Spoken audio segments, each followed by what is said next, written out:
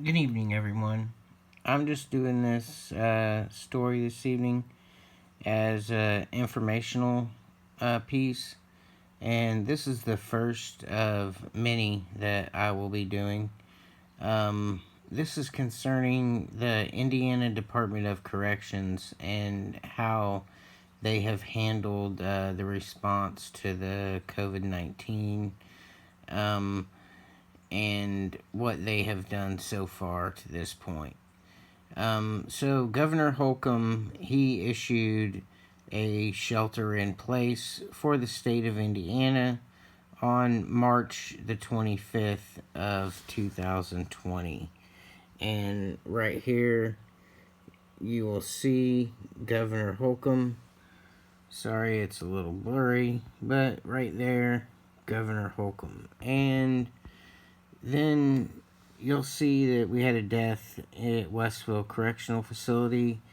I do have personal, I don't want to, how do I say it? I have someone very close to me inside the facility myself that I talk to on a regular basis and know some very inside details of how things are being handled in there. And we have here a 70-year-old man who he was, they say, not putting out any symptoms, any signs. They said it was the first fatality at a correctional facility, according to the Indiana Department of Corrections. The inmate who died was over 70, and like I stated, did not previously have indications of illness. He reported chest pains and trouble breathing Monday, and was taken to a hospital where he died that evening. He tested positive for COVID at the hospital. However, this man was complaining of symptoms, and they just allowed him to lay in the bed. They refused to take him to the hospital, and after he passed away and died, that is when they started to take action. They began to take all the elderly and older inmates to Logan Sport Hospital, and I believe that's the Logan Sport Mental Hospital, where they can still keep the inmates locked down. Now you have Randy Crawford here, who is in charge of transferring inmates, and he's the classification supervisor.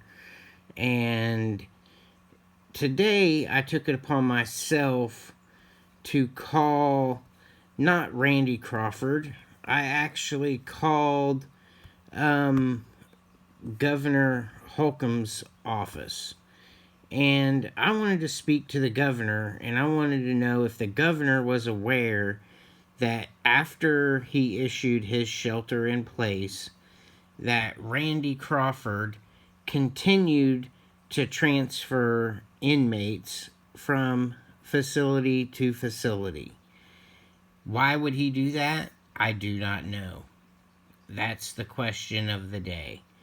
Now, there were 4 positive cases at Plainfield Correctional Facility, and Randy Crawford knew this. He then transferred inmates from Plainfield Correctional Facility to Westville Correctional Facility, where there were no positive cases at Westville Correctional Facility. No inmates had tested positive at that time. So, now there is a dead inmate at Westville Correctional Facility after Randy Crawford decided to continue to transfer inmates after the governor issued a shelter in place. But Randy Crawford told me today that it was essential that they transfer inmates from prison to prison because that is an essential thing, to be able to transfer prison inmates. If you ask me, if in a virus situation, you wouldn't want to transfer inmates. You would want to keep everybody in place. You can't have visitors. They shut down visitation. So why would you want to bring prisoners from one prison to another prison and stuff like that? I don't know. Ask Randy Holcomb, because I did. And when I called the governor's office, at 2:56 p.m. They called me back. Not they. Randy Holcomb called me back at 3:17 p.m. And hi, this is Randy Crawford with the Department of Corrections returning a call. Please feel free to give me a call back at 317-233-3531 if you have any further questions. Thank you. And right there's his telephone number. If y'all have any questions for Randy Crawford, please do feel free to give him a call and ask him, why did he transfer inmates after the governor issued a shelter in place?